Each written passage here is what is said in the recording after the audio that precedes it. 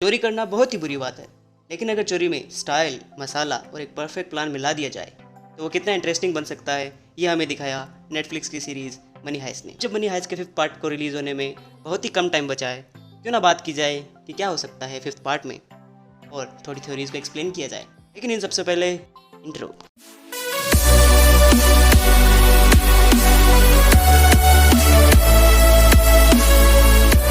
हम इस वीडियो में 4 सबसे पॉपुलर थ्योरीज के बारे में बात करेंगे। ये वीडियो पूरी तरह से स्पॉइलर से भरा हुआ है। पहली थ्योरी ये है कि बहुत सारे कैरेक्टर्स मरने वाले हैं। आपको याद होगा जब नैरोबी की डेथ हुई थी तो वो एक आफ्टर लाइफ सॉर्ट ऑफ जगह पे गई थी, तो वहाँ हमें वही कैरेक्टर्स दिखाई दिए जो कि मर चुके थे। जैसे वहाँ पे बर्लिन था, ओस्लो था, मॉस्को था। उससे थोड़ा ही पहले हमें वही सिमिलर सी जगह पे प्रोफेसर, डेनवर और हेलसिंकी भी दिखाई देते हैं।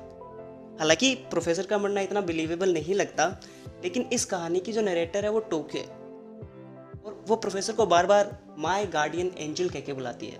और हो सकता है कि वो उन्हें याद करके ये चीज़ बोल रही हो।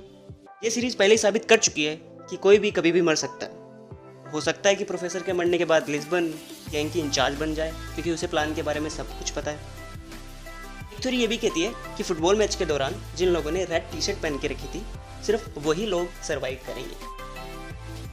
अगर ये थ्योरी सच है तो इसके मुताबिक अगले मरने वाले कैरेक्टर होंगे बोगोता, मार्सेई और पलार्मो।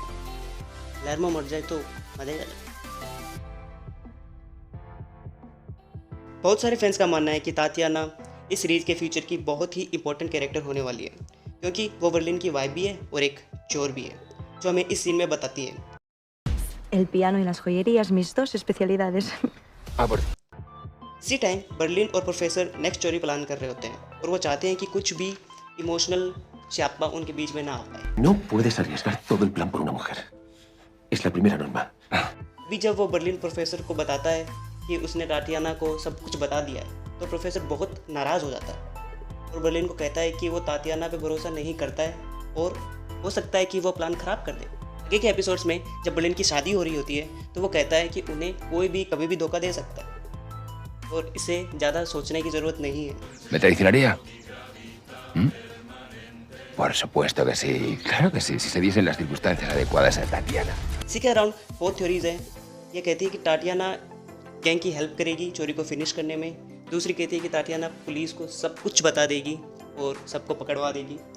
और एक बहुत ही ज़्यादा क्रेजी थ्योरी है जो कहती है कि तातियाना और एलिसिया एक इंसान है। हालांकि दोनों कैरेक्टर्स को अलग अलग एक्ट्रेसेस ने प्ले किया है, लेकिन फिर भी लोगों का मानना है कि वो सिमिलर दिखती है और हो सकता है कि किसी तरह से तातियाना ने अपनी आइडेंटिटी चेंज कर ली। अगर ये सच है तो इसका मतलब एलिसिया का मरा हुआ हस्बैंड कोई और नहीं लेकिन बर्लिन है। ये थोड़ी ज़्यादा बिलीवेबल नहीं है, क्योंकि लिस्बन एलिसिया के हस्बैंड को जानती थी और उसे पता था कि वो बर्लिन नहीं है। जैसे आपको पता है कि पार्ट 4 का एंड एलिसिया प्रोफेसर को कन्फ्रंट करती है, उनकी तरफ गन पॉइंट करती है, उस पे होता है। इस चीज़ ने बहुत ही पॉपुलर थ्योरीज को जन्म दिया है, जैसे कि एलिसिया प्रोफेसर को मारेगी या रोकेगी नहीं, बल्कि गैंग ज्वाइन कर लेगी, क्योंकि एलिसिया खुद अब एक फ्यूजिटिव, एक भगोड़ी घोषित हो चुकी है और उसकी पूरी तरह से लग चुकी है। हो सकता है जेल से बचने के लिए वो गैंग ज्वाइन कर ले। इस थ्योरी को ये चीज़ बैक करती है कि जब क्रेडिट्स रोल हो रहे होते हैं तो एलिसिया बेला चाओ गाना गा रही होती है। नहीं मानते मेरी बात? खुद सुन लो। Vela chao, vela chao, vela chao, chao, chao. Esta mañana. Alicia के फ्यूचर को लेके एक और थ्योरी है कि जब वो प्रोफेसर से मिलेगी तब वो अपने बच्चे को जन्म देगी। हमें पता है कि एलिसिया प्रेगनेंसी के लेटर स्टेज पे है और ये थ्योरी प्लॉट को भी आगे बढ़ा सकती है। जैसे प्रोफेसर को उसकी हेल्प करनी पड़ेगी जब वो बच्चे को डिलीवर कर रही होगी, तो हो सकता है कि इसके कारण उन दोनों के बीच एक ट्रस्ट, एक अलायंस बन जाए। और कुछ फैंस ये भी कहते हैं कि जब एलिसिया अपने बच्चों को जन्म दे रही होगी उस टाइम उसकी डेथ हो जाएगी और वो अब प्रोफेसर को बोलेगी कि उसके बच्चे की परवरिश करे। एक और पॉसिबिलिटी है कि टोक्यो ये कहानी एलिसिया के बच्चे को ही सुना रही है।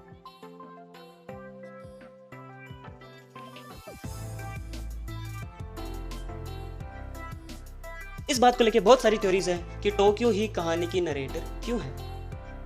एक थ्योरी कहती है कि सारे कैरेक्टर्स मर जाएंगे और टोक्यो ही बचेगी, जो इस चीज़ को प्रूफ करती है कि टोक्यो ये कहानी उदास होकर क्यों सुना रही है। Nunca me había sentido tan perdida. कुछ फैंस ये भी मानते हैं कि टोक्यो अकेली सर्वाइवर नहीं होगी, बल्कि वो पकड़ी जाएगी और ये कहानी वो एक जेल से सुना रही है। और हो सकता है कि वो किसी जज को ये कहानी सुना रही हो जो कि प्लान का एक हिस्सा हो, क्योंकि हमने देखा था कि गैंग ये चीज़ कर चुकी है पिछले सीजन में जब वो टाइम बाय करना चाहते थे। Forma parte del plan París. ¿Qué es el plan París? तब उन्होंने लिस्बन को भेजा था। ये चीज़ सबको बिजी रखेगी और गैंग पीछे से अपना काम कर देगी। हमने जैसे थोड़ी देर पहले बात की कि टोक्यो ये कहानी एलिसिया के बच्चे को सुना रही हो। एक पॉसिबिलिटी ये भी है कि हो सकता है टोक्यो ये कहानी नैरोबी के बेटे एलेक्स को सुना रही हो। Crazy right? आपको याद होगा कि जब नैरोबी का डेथ सीन चल रहा था तब ये चीज़ मेंशन भी की गई थी कि फ्यूचर में उसके बेटे को इस हाइस्ट और उसकी माँ के हीरोइज्म के बारे में बताया जाएगा। Tenga 18 años, le das el dinero y le cuentas quién fue su madre. Part 5 release होने में अब ज़्यादा समय नहीं बचा है, तो हमें पता चल ही जाएगा कि कौन सी थ्योरी सच्चा है, कौन सी नहीं, क्या होगा क्या नहीं। अगर आपकी कोई अपनी थ्योरी है तो नीचे कमेंट में लिख के ज़रूर बताएं। आपको कौन सी थ्योरी इनमें से ज़्यादा बिलीवेबल लगी वो भी आप मुझे कमेंट बता सकते हैं। अगर आपको वीडियो अच्छा लगा तो आपको पता है आपको क्या करना है, नीचे जितने सारे बटन हैं सारे दबा दीजिए। मैं मिलूंगा आपसे किसी और वीडियो में, तब तक के लिए अलविदा।